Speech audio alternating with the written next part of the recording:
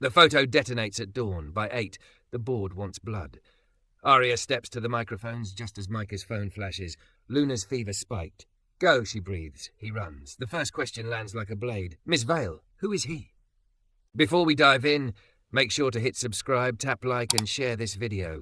The more voices we reach, the louder these stories become. And drop your city in the comments. Let's see where love finds us. The tower liked to pretend it slept, but Micah Reed knew better. At midnight, the glass still breathed. The ducts sighed. The elevators whispered to themselves and then went quiet again, as if the building were practicing silence, the way a choir practices rests. He pushed his mop along the 49th floor corridor, lemon cleaner unfurling in the air, wheels ticking like a metronome. The marble took the shine if you asked, instead of told, and Micah had learned early that most things did. He hummed as he worked, old soul, soft and steady, because the night got too big if he let it. The tune was one his mother used to sing while she shelled peas on a back porch 2 zip codes and a lifetime away. He pictured Luna asleep under her paper moon nightlight, a gap where a tooth used to be, the book she'd made him reread twice, tucked under her pillow like a secret. 7 years old and all elbows and questions, she was the gravity he set his days by. The elevator pinged. Micah glanced up, ready to slide the cart aside, and felt the air change before he saw her. The doors parted, and Aria Vale stepped into the corridor. The cameras loved her even when she wasn't trying. The blogs wrote breathless paragraphs about the curve of her hips and the cut of her jackets.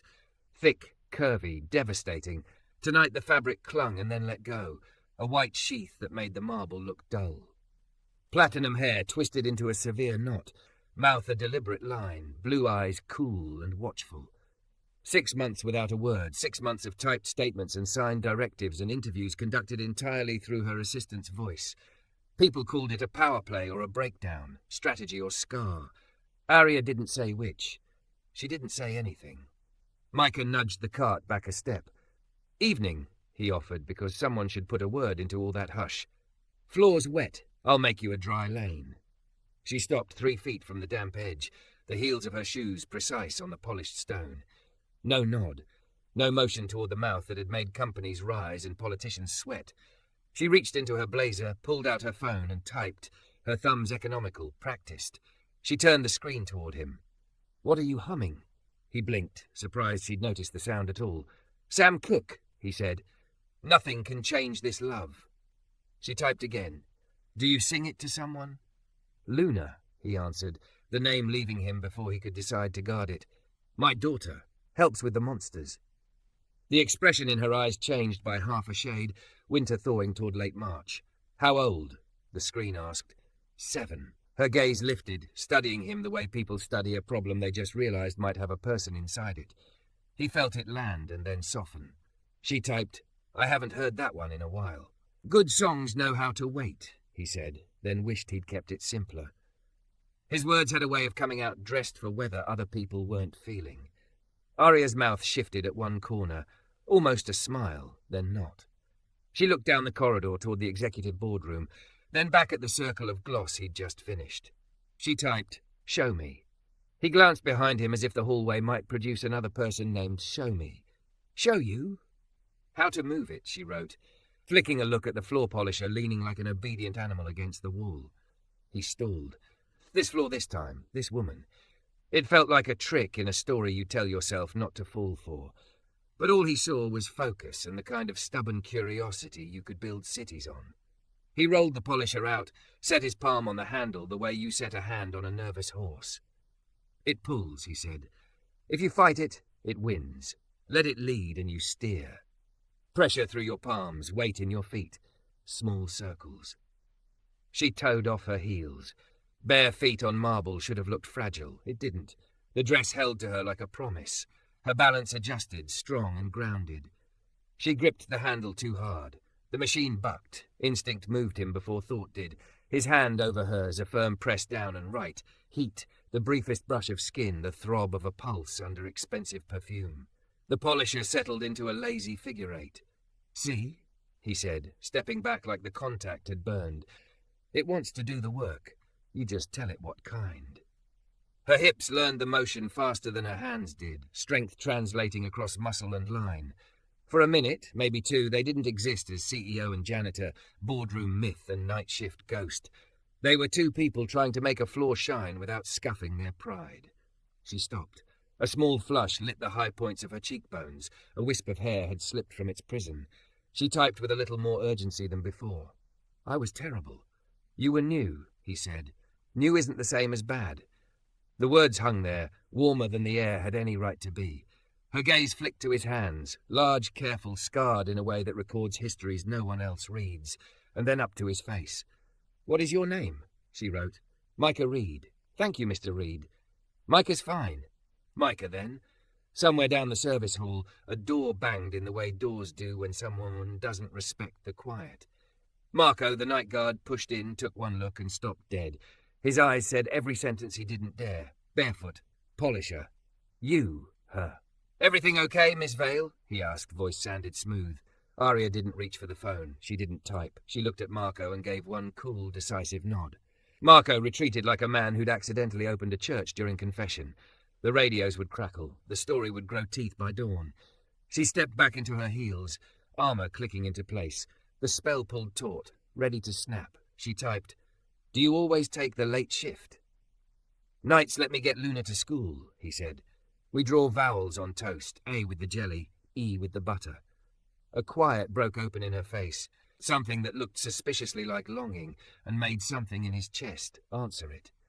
She wrote, I used to draw letters with someone, then stopped.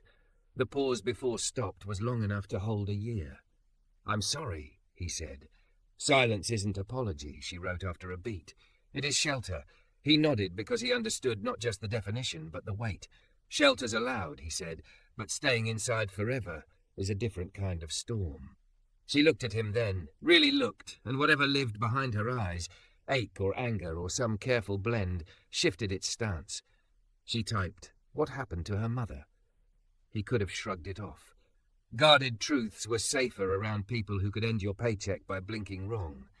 But the question wasn't hungry. It wasn't a hook. She left when Luna was 2, he said. Said she wanted a life that didn't set alarms. I got good at breakfast. Aria's throat moved in a swallow so small most people would have missed it. She typed, Do you have help? Mrs. Alvarez down the hall sometimes. My cousin if she's between gigs.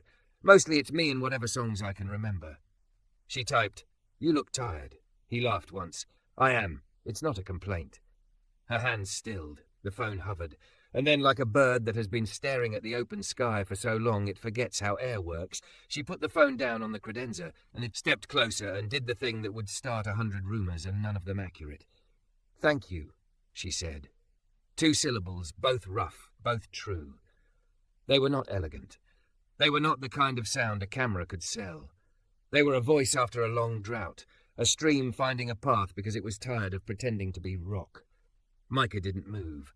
If he reached for anything, words, breath, her, he might spook the moment back into the shadows it had crept from. He let it set. She swallowed again, a flinch at her own sound, and reclaimed the phone. Not to hide, not any more, but because habits don't dissolve just because you found bravery once. She typed, This stays between us. Of course, he said. He meant it as a promise, not a contract. He didn't need to tell anybody that the marble had reflected something human back at both of them. Her gaze skimmed the shined corridor, the boardroom, the city pressed to the glass, then returned to him as if measuring whether the world outside this moment could carry the weight of what had just happened. She typed, Will you be on this floor tomorrow at 6? Every night, he said, if the bus behaves. She breathed a laugh, soundless, the ghost of one, but warmer than anything he'd seen on screen, and slid the phone into her blazer. She touched the marble wall with her palm like a swimmer touches the pool after a hard lap. There, done, proof. Then she walked away, heels measuring the distance in soft thunder. Micah stood in the lemon-scented hush, the mop handle cool under his hand, the building's vents whispering as if gossip had learned to breathe. He watched the elevator close around her reflection and felt the strange certainty that the night had not ended so much as begun. Somewhere between the bucket and the boardroom, a line had moved. He had no name for it, and didn't need one. He had a floor to finish, a daughter to wake, and for the first time in a long time, the quiet felt less like an empty room and more like a space waiting to be filled. By morning, the building had a story, and Ezra was the part no one could stop repeating. A custodian in the supply room told it like a fairy tale. A programmer on the elevator told it like a scandal. Marco told it like a near-religious experience, whispering, "Barefoot, man," as if he'd seen an angel step off a balcony and onto the marble.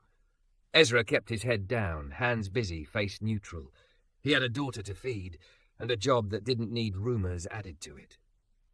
He called Nova on his lunch break.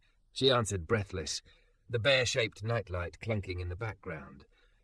"Guess what? Miss De Leon says I can read the W words without peeking." "W's are heavy hitters," he said, smiling into the receiver. "What, when, where?" "Why?" she finished. "Why is the biggest?"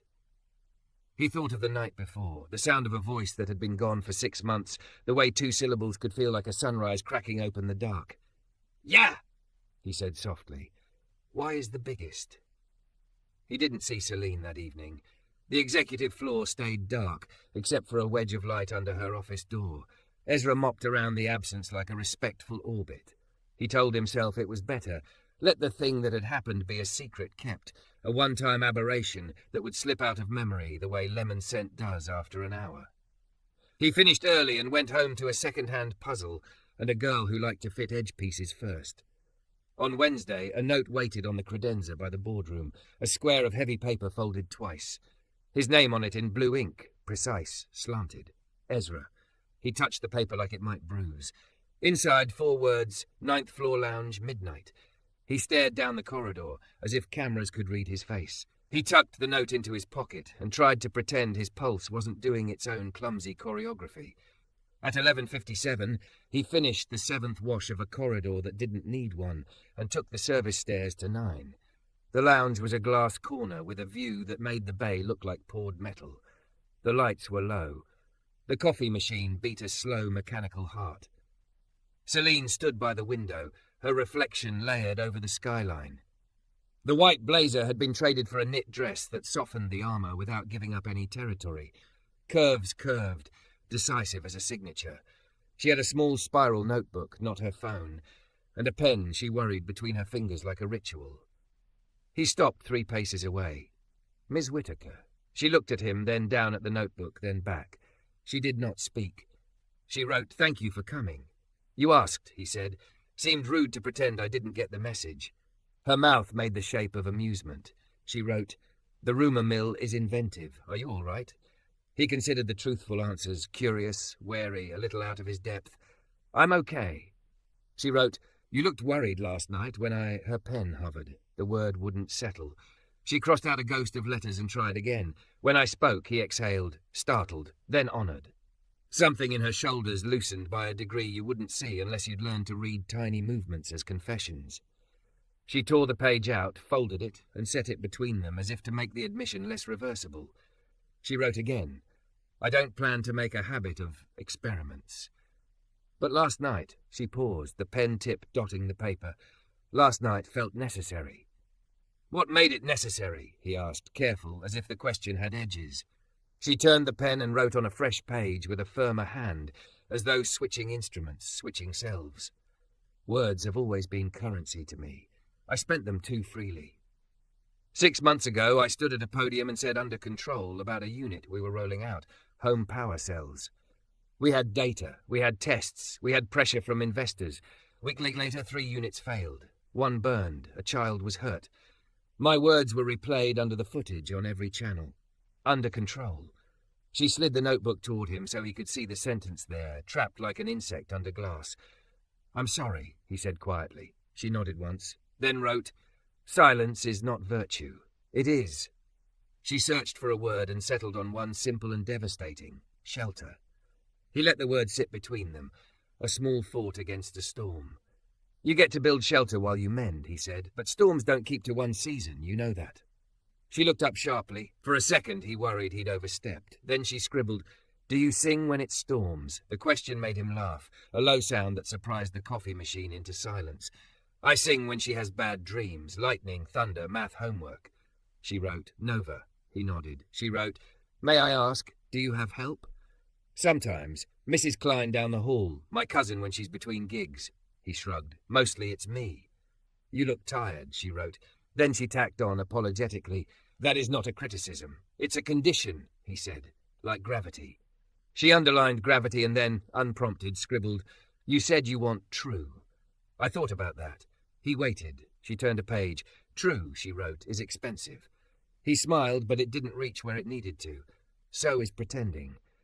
They were quiet in the gentle hum of machinery and faraway traffic and the secret life of buildings that never really sleep. Ezra's hands wanted to make themselves useful.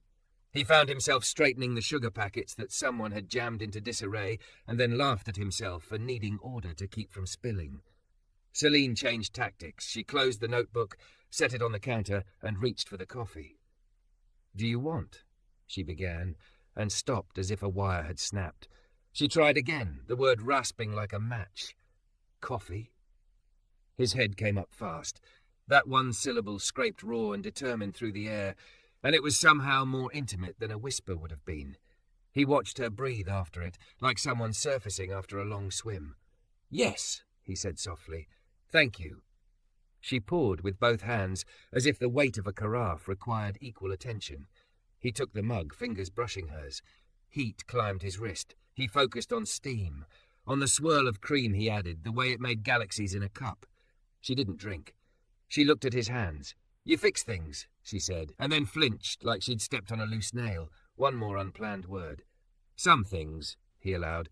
"Legs on chairs, squeaky doors, small lives." She picked up the notebook again, grateful for the ritual of ink. "Did you want to do something else once?"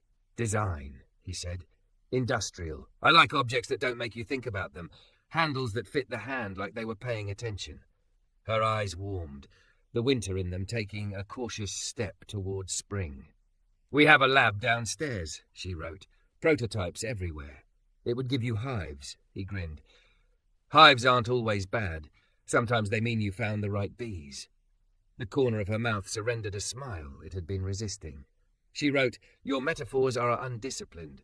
Occupational hazard," he said. "I talked to a 7-year-old. The pen paused. She turned a page and wrote in a smaller, more careful script, like she was stepping onto thinner ice. "I would like to meet Nova someday."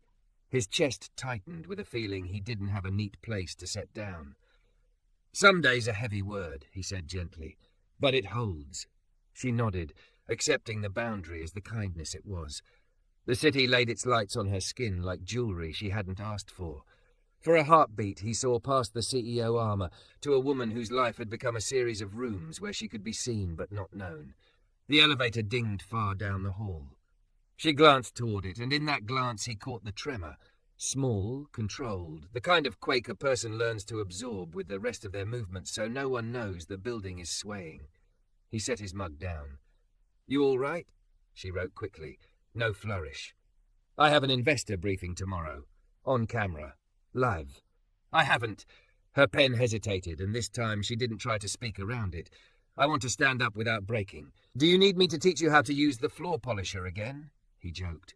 Her laugh was soundless and bright. She wrote, "Will you be on 12 at 6? Just there. He saw what she was really asking. "An anchor, not a rescue." "I'll be there," he said. "We mop through storms." She set the notebook down as if it suddenly weighed too much. Then she stood straighter, as if remembering she had bones and those bones had done harder things. She extended her hand. He took it. Her palm was warm, human, unarmored. The handshake lasted half a second longer than polite, and exactly as long as necessary. "Good night, Ezra," she said. It wasn't smooth. It wasn't easy. The consonants caught and skidded, but they landed. "Good night, Celine," he answered, the name tasting new and ordinary and exactly right. He left her there with the city and the notebook and the coffee she still hadn't touched, and he returned to his cart and his bucket and the long, shining hallways that would keep his secrets until morning. At 5:52 p.m. the next day, Ezra was on 12. The investor briefing studio had been carved out of a conference room. Lights, camera, a backdrop that turned the bay into a corporate gradient. Assistants moved like purposeful birds. He parked his cart in an alcove where he could see without being in the way. Marco stood beside him, arms folded. "You here to polish the broadcast?" the guard murmured. "Something like that," Ezra said. The room hushed. Celine stepped onto the mark on the floor, all severe elegance and stormlight. A producer counted down on fingers. 5, 4, 3. Her eyes flicked once, quick as a heartbeat, to the alcove. Ezra didn't move. He just let his presence be a steady thing she could measure against. The red light came on. "Good evening," Celine said to the lenses and the world. Her voice was low and a little raw and fully hers. "I'm Celine Whittaker." The room didn't exhale so much as remember how. Ezra felt his throat tighten, nonsensically proud. He had done nothing but stand and witness, but sometimes witnessing is the thing that tips a life back into motion. He stayed until the end, until she signed the final paper at the folding table and the lights cooled. As the crew began to peel the room apart, she crossed to him, not touching, not lingering, just standing close enough that he could smell rain through glass again. "Thank you," she said, stronger than the first night, but still shaped like a new habit. "Anytime," he said. Her mouth softened into the half-smile she was learning how to let happen. "Tomorrow," she said, the word like a promise she wasn't ready to name. 9. Lounge. He nodded because he understood the shape of what they were building. No grand gestures, just the quiet engineering of trust. Then he picked up his mop and made the marble shine like water, because some things you can fix with your hands, while the other things find their way back to voice. By sunrise, the story had grown its own legs and was sprinting down every hallway. Barefoot, marble, the polisher. 2 syllables spoken after 6 months of none. Micah pretended not to hear, which was easier when his hands were busy and the radio in his cart was turned down to a whisper. He had lunch in the loading bay, knees to concrete, phone balanced on a box of paper towels, while Luna told him in breathless detail that S was a snake letter, and also the start of spaghetti, which she wanted for dinner. "We can do spaghetti," he said, "but only if the sauce says please." She giggled so hard he could see the camera wobble. "Please, sauce," she stage whispered, and the knot in his chest came undone for a minute. He didn't see Aria all day. He hadn't expected to. Whatever happened between midnight and morning belonged to time zones normal people didn't live in. He finished his floors, signed his sheet, rode 2 buses, slept 5 hours, and woke with the taste of lemon cleaner still in his mouth. The world kept turning. That felt both comforting and wrong. At 5, Marco caught him by the service elevator. "You got a fan club," the guard said, half grinning. Micah blinked. "Do they mop?" "Not that kind. There's an all-hands stream at 6. Word is Miss Vale's going to speak, in front of people, with sound." Micah's stomach went tight. The memory of 2 rough syllables lit up his spine. "You hear that from your cousin's barber's dentist?" "From communications," Marco said. "She asked for you." Micah hid the flinch inside a shrug. "Asked for me how?" Marco lifted his chin toward the ceiling, where cameras watched like polite ghosts. "Presence," he said. "Sometimes that's all somebody needs." He was on the 12th floor at 5:57, cart parked in an alcove with a potted tree and a view of the temporary studio carved out of Conference B. Assistants looped cables, a producer counted on fingers, someone tuned the light until it made the bay look like a filtered memory. Aria stepped into the mark. Armour on, white jacket like a blade, the curve of her dress unashamed, hair caught back like she'd wrestled it and won. Her eyes found the room, and then, not seeking, just finding him. He didn't wave, he didn't nod. He stood and let his steadiness be a thing she could lean on if the air shifted. The red light glowed, the world narrowed. "Good evening," Aria said, and the room, the building, the city, not just exhaled but recalibrated. Her voice was low, a little gravelly at the edges, like a record that had been loved more than stored. "I'm Aria Vale. You haven't heard my voice in a while." Silence pressed in and then eased as she continued, deliberate. 6 months ago I chose quiet, not as punishment, as shelter. We had a product failure, a home battery module. We've owned it, repaired it, paid out claims, and rebuilt the line. But a child was hurt. On the night the footage played, I watched my words, under control, crawl under that video on every screen. I thought if I spent fewer words, I might do less harm. She didn't look at the lens. She looked at people. She found faces and let them know they were seen. "Shelter is good while the storm passes," she said. "But I don't live in storms. I live in work, in responsibility, in people. I will speak again, not because media requires a soundbite, but because you require a leader whose voice belongs to her and to you. We will measure ourselves by what we fix and who we care for, not just what we ship. Micah felt the ridiculous sting of pride under his ribs. He had done nothing. He had stood in a doorway and held a mop. Still, the way her consonants held together made something in him say, yes. The red light died. The room didn't cheer. It did something better. It moved. People started working again, which is how buildings say thank you. Aria signed a release, handed a microphone to a kid with a lanyard who looked like he might cry from proximity to competence, then crossed to the alcove as if that had been her destination all along. She didn't touch him. She didn't lower her gaze. "Thank you," she said. The two words were steadier than last time and somehow softer.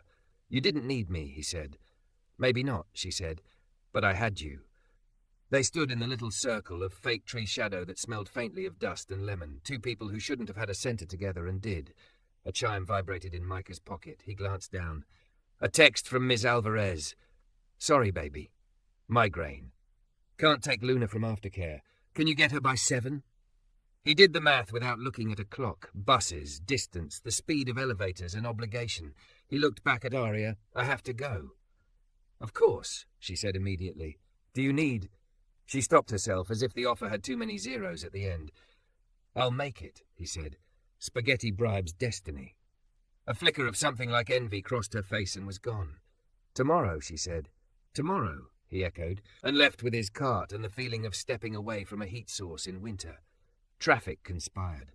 Micah arrived at aftercare at 6:58, sweating under a jacket too old to pretend otherwise. Luna launched at him, backpack thudding his thigh, a construction paper crown sliding down over one eyebrow. "You're late," she announced, not unkindly, as if delivering a critical performance note. "I'm exactly on time, Your Majesty," he said, bowing. "Spaghetti? Spaghetti?" she decreed. They ate at the little table with the wobbly leg he kept meaning to fix, and then forgot to when the dishes piled up and the bedtime book called. He put her to bed at 9. She negotiated down to 8 pages. He sang, soft and off-key on purpose because it made her laugh, and her laugh made the whole day rearrange itself into something that made sense. His phone lit up at 11:12 with a notification that wasn't a notification so much as a kind of gravity. 9th floor lounge, midnight. A. He texted back a single check mark and felt foolish for the thrill of it. The lounge was dark except for the city, which did not dim for anyone. Aria stood at the window with her reflection laid over the water and the cranes like a double exposure. She didn't turn when he stepped in, as if she knew his footfalls by the way the floor complained. "I wanted to tell you the rest," she said, voice cautious but working. "Not because you asked, because I keep making rooms and then standing in them alone, and I am tired." He waited. It felt brutal to breathe too loud, so he didn't. "When the clip aired," she said, "my brother called. He said he was making soup. He sounded fine. He was fine. The fire started 10 minutes later. Not our battery. An ancient space heater from a thrift store. Everyone keeps thinking the silence is about liability. It's not.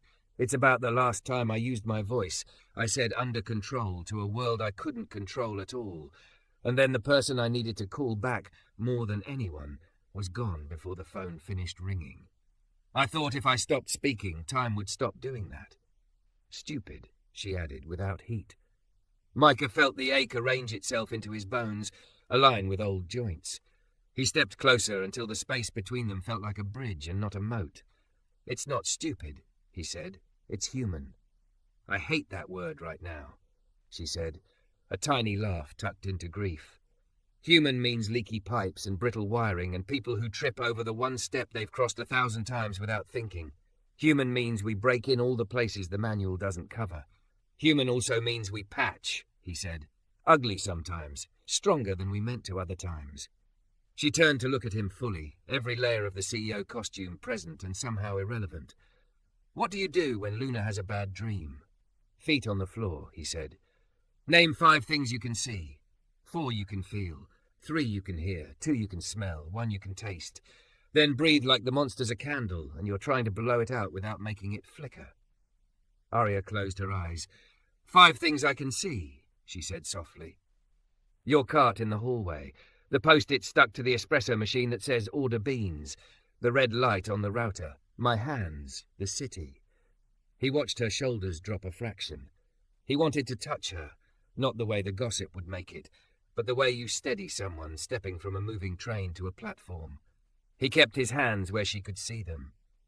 "For I can feel," she said. "Marble under my shoes, the pull in my throat when I say anything, the weight of the pen in my bag, the air conditioning pretending it's not January." "3 you can hear," he prompted. "The machine," she said. "Your breath, the bay." She opened her eyes. The blue of them didn't look like winter anymore. It looked like deep water on purpose. "2 I can smell." "Lemon," he offered. "Lemon," she echoed, and coffee, burnt. Her mouth twitched. "1 I can taste." "Spaghetti," he said, because he wanted her to laugh. "Spaghetti," she said, and did. A faint alarm chirped in the distance. Not urgent, just a test tone that buildings use to remind themselves not to fall asleep. Aria didn't flinch. She stepped into the space he hadn't closed and put her hand briefly and deliberately over his. The contact was small, and it was everything, the kind of touch that has no audience on purpose. "Stay," she said, not a command, not a plea, a request. "Here," he said, "as long as you need." The lounge door slid open without ceremony. Harlan Keene, CFO, tie like a ruler, face like a warning label, stood there, surprise flickering across features that preferred certainty. His gaze took in the window, the hush, the almost hand between them. He didn't look scandalized. He looked strategic. "Miss Vale," he said, "we have a problem."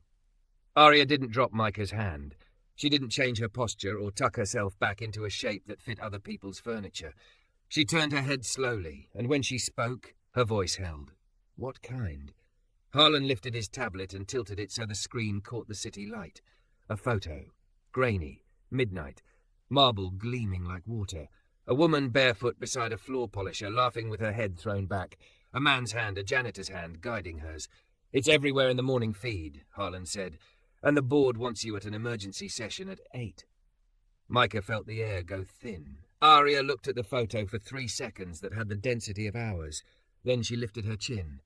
8, she said. "I'll be there." Harlan's eyes shifted to Micah. Not hostile. Not kind. The look companies give to variables. "And you are?"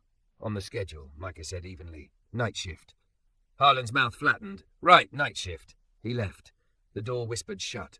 The city kept glittering like it didn't care. Aria's hand was still on his. She looked down at their fingers, then up.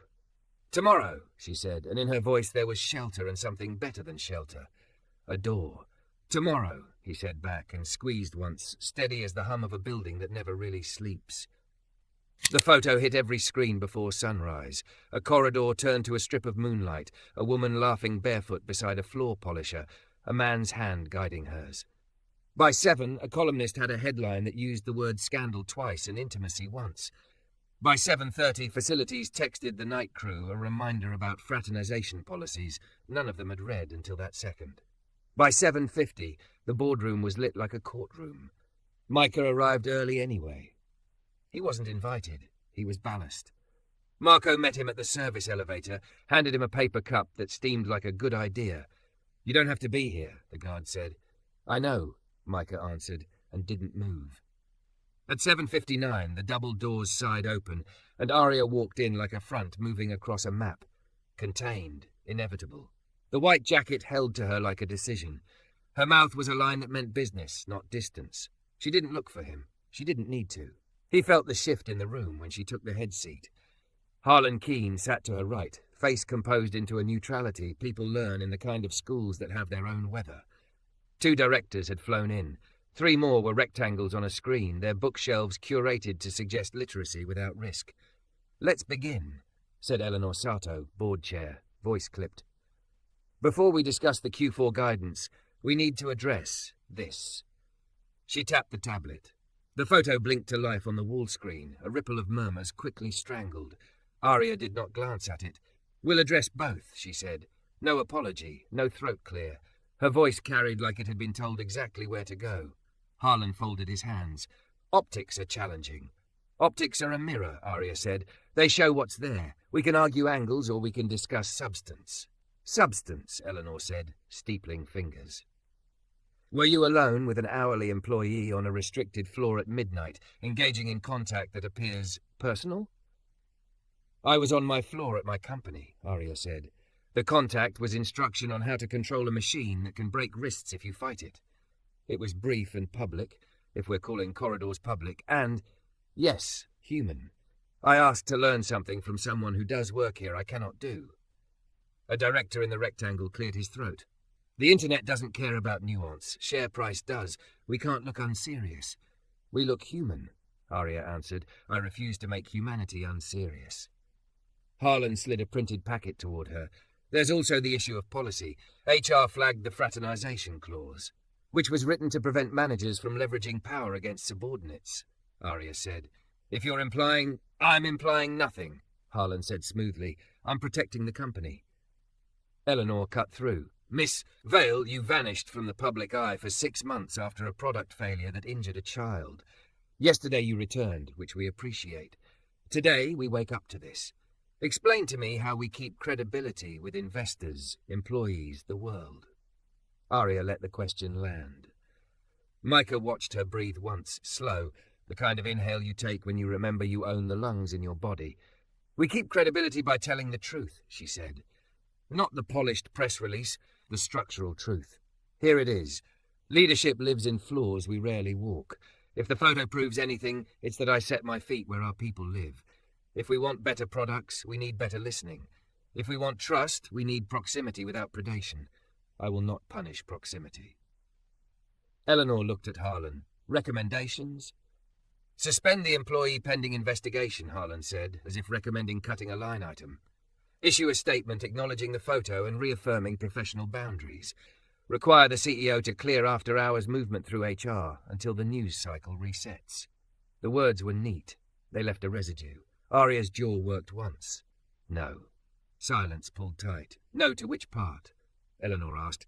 To making a man who did nothing wrong pay for a rumour someone else created. To treating a corridor like a crime scene. To outsourcing my movement to HR like I'm a liability we have to quarantine. She turned to Harlan, not unkind, not soft. We talk about risk as if it were only legal. There's moral risk in cowardice. Eleanor's gaze cut to the glass. On the other side of it, Micah stood still in the alcove, mop and cart beside him like props in a play. She raised an eyebrow at Aria, then at the door. Is that... Mr. Reed, Aria said, and this time she did look toward the glass. He's here because I asked him to be. You want us to bring a janitor into a board session? The rectangle director said, the word janitor landing like a paper plate, disposable. No, Aria said. I want the board to remember what the company is built on. If you need a reminder, he can provide it. Eleanor held Aria's stare for a long beat, then flicked 2 fingers at the assistant. The doors opened. Micah stepped in, hatless, name tag visible, hands easy at his sides. He had never been in this room. It smelled like leather and numbers. Mr. Reed, Eleanor said, we appreciate your time. Thank you for having me, he said, because his grandmother had taught him to meet formality with dignity. He did not look at Aria because looking at her would be too much like stepping into a current. Harlan gestured at a chair. You were with Miss Vale when this photo was taken? Yes, Micah said. Why? Harlan asked. Because she asked me what I was humming, Micah said. Then she asked me to show her how the machine works. It pulls. If you fight it, it wins. A tiny smile from one corner of Aria's mouth. The room didn't see it. Did you touch her? A director asked. Briefly, Micah said, to keep her from wrenching her shoulder, the way you'd steady anybody learning something that can hurt them. Were you alone? Harlan said. The cameras were on, Micah said. The lights were on. Security walked through her. If you're asking whether I did anything I wouldn't do in front of my daughter, no. Eleanor leaned back. You have a daughter? Luna, he said. 7. She likes spaghetti and drawing letters with jelly. We do mornings. I work nights to make that true. A hush rolled around the table, the kind that makes people remember they have faces that move. It wasn't pity. It was inventory of assumptions, of realities they didn't hold. Harlan recovered first. We still have a policy, he said. We have to be consistent. Consistency without context is laziness with a better suit, Aria said quietly. Eleanor's eyes shifted between them. Miss Vale, what would you propose instead? A statement, Aria said. Short. No euphemism. The photo circulating shows our CEO learning a safety procedure from a night shift employee. No policy was violated. Leadership at Whitaker Systems includes proximity to the work across all levels. We are launching Ground Truth, monthly walk with shifts where executives listen to night crews, maintenance, line workers. Also, yes, sometimes the CEO is barefoot. Marble floors do not define our seriousness. Our people do. She exhaled. Then we back it up. Daycare stipends, a hazard audit written by the people who actually know where we bleed, a fund for heater replacements in buildings our products run in my brother's name. We fix what failure taught us to see. That last sentence dropped into the room like a ringing coin. Harlan's gaze flicked. He hadn't known about the brother. Eleanor's face pressed with a feeling that wasn't quite softness. The rectangle directors adjusted in their squares. PR will hate it, Harlan said. PR can tighten the commas, Aria said, but not the truth. Eleanor tapped a pen on the table, a metronome for decisions. We will table the stipend and the fund for vote this afternoon, she said. On the question of Mr. Reed. She looked to HR's counsel, who had appeared like a conjured ghost. Any grounds for suspension? Counsel shuffled. None that stand without creating exposure, she said carefully. The photo doesn't show improper conduct. The corridor is public. If we punish an hourly worker for standing where a camera could find him, we're asking for a different headline. Then we won't, Eleanor said. Miss Vale, draft your statement. Mr. Keane, coordinate. Mr. Reed, thank you. Micah nodded, stood. He had made it 3 steps toward the door when his phone buzzed with the haphazard intensity of a call from aftercare. Ms. Alvarez. He silenced it and kept walking. The room closed behind him like a held breath let go. In the hall, Aria caught up. She didn't touch him. She didn't need to. Are you all right? She asked. I'm not built for rooms where the table costs more than my car, he said. But I'm fine. I'm sorry they asked. I'm not, he said. If you want to build Ground Truth, you can't do it through a glass wall. Her mouth softened. Ground Truth was a good line. It wasn't a line, he said. It was a thing we were already doing, even if we didn't name it. He was about to say more when facilities manager Donna Price strode down the corridor, a tablet in her hand and apology already in her eyes. Micah, she said, voice low. I just got this from HR. It auto-triggered when the board pushed the policy packet. She turned the screen to him. Subject line in bold, preliminary action, administrative suspension without pay, pending review. Donna, he said, the word thin. I don't agree, she said. I'm already on the phone, but it generated. You're off the roster until they reverse it. He felt the floor tilt, not the marble, the month, the rent, the backpack with the zipper that stuck every morning. Luna's spaghetti voice in his head, bright and bossy. Please, sauce. Aria reached for the tablet. Reed then looked up so fast the air shivered. No, she said, and the word had steel in it, not volume. This is a mistake. I'll fix it. Policies are slow and stupid, Donna said. Faster than people, slower than sense. How long? Micah asked. Officially? Donna grimaced. 72 hours. 72 hours without pay is groceries, he said. Aria's head tilted as if the building had whispered something only she could hear. Give me an hour, she said, and don't leave. Where would I go? Micah asked, but no one answered, because the doors at the end of the corridor opened to a cluster of cameras and microphones that hadn't existed 5 minutes ago. The photo had summoned bodies. Questions lifted like spears. Miss Vale, Miss Vale, Miss Vale, did you violate policy? Who is he? Is this appropriate conduct with an employee? Aria looked at Micah, and what passed between them in that half-second wasn't strategy. It was trust. 5 things you can see, Miss, he said under his breath, because storms don't always come with thunder. She nodded once, stepped forward into the barrage, and opened her mouth to speak.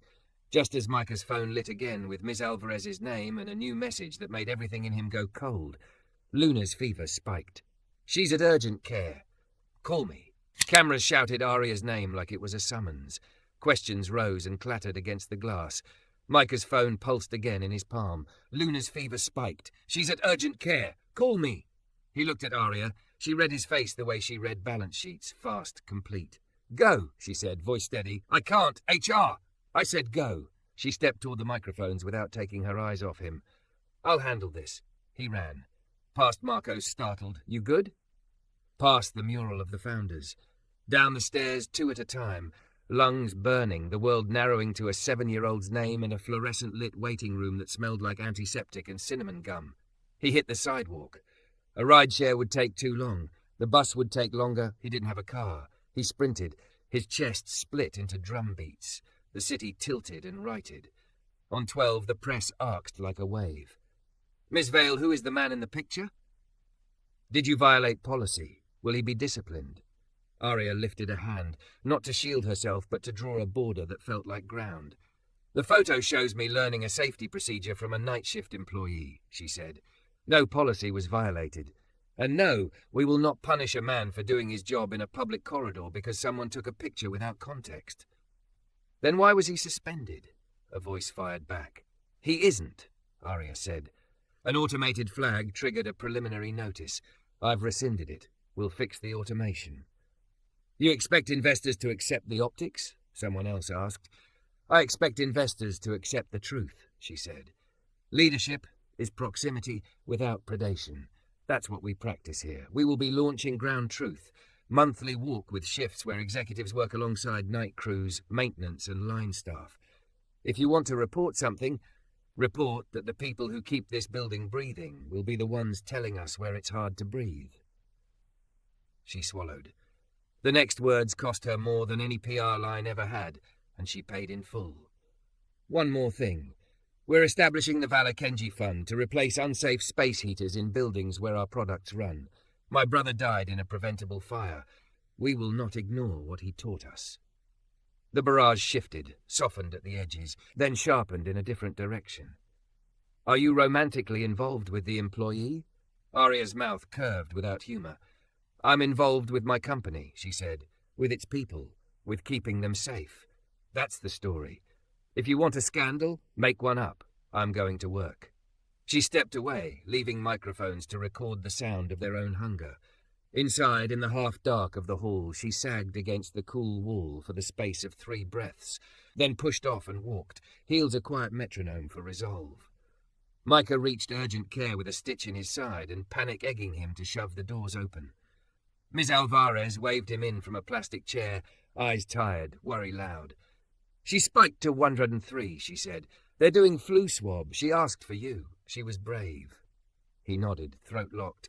A nurse led him down a corridor where cartoon whales tried to make suffering smaller. Luna lay on the exam table, cheeks flushed, hair pasted to her forehead, eyes big and glossy. When she saw him, they filled and then steadied. "You're late," she said, hoarse and relieved. "I'm exactly on time," he lied, and kissed the hot little knot of her knuckles. "What's our magic list?" 5 things I can see," she whispered. He coached her through it, naming ceiling tiles and the purple bandage and Miss Alvarez's sparkly phone case and the doctor's shoes. 2 things you can smell," he said. "Lemon," she said, embarrassed. "Because of you." "Because of me," he said softly, "and grape medicine." She wrinkled her nose. "That's a smell and a bully." The doctor came back with the swab results and kindly hands. "Influenza A," she said. "High fever explains the scary. Fluids, fever reduces, rest. We'll watch her for an hour. If she keeps fluids down, you can take her home. If not, we keep her overnight." Micah nodded like his head belonged to him. When the doctor left, he breathed out the way you do when a monster turns out to be just a heavy curtain. He sat on the edge of the table and hummed. It wasn't Sam Cooke. His throat wasn't safe for singing yet. It was something shapeless that meant stay. Footsteps paused at the doorway. He looked up, bracing for paperwork. It was Aria. She had a hospital visitor sticker crooked on her blazer, white as the corridors. Her hair had come loose on one side. One curl made its own decision near her ear. She stood there as if getting permission from the air. "I can go," she said, barely above a whisper. "I wanted to make sure." Luna peered over his arm. "Is that your boss?" she asked, awed and ill and still absolutely herself. Micah met Aria's eyes. The boardroom felt like another planet. This room had a different gravity. She's Aria," he said instead. "Aria, this is Luna." Aria took one step inside. "Hello, Luna," she said, gentle, careful. "I'm sorry you feel awful." "You're the lady from the phone," Luna said, frowning as if putting together a puzzle piece that clicked. "The quiet lady." "I was quiet for a while," Aria admitted. "I'm practicing not being." Luna considered this with the solemnity of the very young and very certain. "You can use my list," she decided, magnanimous. "If it's scary." Aria smiled, small and true. "Thank you. It helps." They stayed like that for a while. The CEO on a plastic chair too small for dignity, the janitor on an exam table too narrow for fear. the child between them translating everything into simpler terms. Miss Alvarez dozed with her head against the wall. The monitor chirped softly. The world for once did not demand anything more than presence. A text buzzed at Micah's hip. Donna, suspension rescinded, payroll flagged, you'll be paid for hours missed. Also, the board just voted, stipends passing to committee with urgency. The heater fund is real. Another text piggybacked. Aria's name popped up on his screen and then looked up from the chair, as if surprised by her own efficiency. HR fixed the automation, she said. It won't happen to anyone else without a person looking first. He nodded, and the relief was a wave that almost knocked him down even sitting. Thank you. She shrugged like the word rolled off her, but it didn't. It's my job. Luna blinked slow. Are you going to get married? She asked the ceiling. Because 7-year-olds aim their honesty where it can't ambush them. Luna, Micah murmured, startled into a laugh. Aria flushed in a way the board had never witnessed. We are going to make sure you feel better, she told Luna, and that your dad keeps his job, and that the people who heat their apartments with dangerous heaters don't have to. That's a lot of jobs, Luna said gravely. Good thing we have good people, Aria said. The nurse returned with a cup of ice chips and a cartoon sticker. Luna crunched and drifted. Her forehead cooled by a degree, and then another. The doctor cleared them to take her home if she could keep a little water down. Ms. Alvarez insisted on riding along. Aria stood to go. You don't have to leave, Micah said, surprising himself, unless you need to. Aria hesitated, then shook her head. I need to make a statement and then meet HR to rewrite an idiotic policy, and then call my mother because she will have opinions. But... She looked at Luna, then at him. Text me when you're home? That's not very CEO of you, he teased, to hide the way both requests tied knots in his ribs. It's very human of me, she said. I'm practicing. He smiled. You're good at it. She reached into her bag and pulled out a small spiral notebook, the one she carried instead of a talisman. She tore a page and wrote her personal number in neat, slanted blue. Beneath it, she wrote one sentence and slid it to him, as if it were a secret folded into paper. If ground truth is real, it starts here. He tucked it into his pocket like a prayer. By the time the rideshare dropped them at his building, the winter sky had traded steel for pearl. Miss Alvarez wrangled the door and fussed with blankets. Micah carried Luna up 2 flights, the sleeping weight that is both terror and blessing. He settled her into bed, set an alert for meds, texted Aria, home. Fever down 1 degree. Ice chips staying. Thank you. Her reply came in 4 words that felt like a hand on his back. I'll be here tomorrow. He made spaghetti because the ritual mattered as much as the calories. He ate standing up in the quiet of a kitchen that had seen rent crises and birthday cakes and 1,000 tiny salvations. He washed dishes. He fixed the wobbly leg on the table while the glue he should have used a month ago finally did its job. He checked on Luna. He sat. His phone chimed again. A link from Marco, a clip of Aria's impromptu press line going soft viral under a caption that, for once, didn't bite. We won't punish proximity, the headline read. In the comments, a night shift nurse wrote about executives who had never seen a 3 a.m. med pass. A school custodian wrote about a principal who carried a mop for exactly 5 minutes when the flooding hit and then set it down like it burned. 1,000 people wrote the word finally. Later, days later, after the fever broke and Miss Alvarez pretended she hadn't cried and Luna insisted she absolutely had not nightmares, just a lot of practice questions, Micah brought Luna to the lab Aria had teased him about. It was Saturday. The building felt like it did at midnight, half asleep, all ears. Aria met them at the door, hair in a ponytail, no armor. She showed Luna a robot arm that could pick up a grape without bruising it. She showed her the 3D printer and let her press the button that made the plastic sing. She showed Micah a workbench crowded with prototypes that would have given him hives 5 years ago in the best way. I have a selfish favor, Aria said to him later, as Luna drew a violet dragon with a hard hat on the whiteboard. Our handles are designed by people who have never carried a bucket. Consult for us. Nights for a while, then whenever you can. We'll pay. I want handles that fit hands like they've been paying attention. He laughed, surprised and unafraid of it. I thought you only had room for scandal. I have room for truth, she said, and good handles. He looked at Luna. He looked at Aria. He thought about shelters and storms, about the hour in urgent care where the only thing that mattered was a little girl's slow breath, and a promise you could make with your body by simply staying. He thought about the first night, the weight of a machine that wanted to pull, the way you didn't fight it, you led. "Okay," he said. "Let's build things that don't hurt people."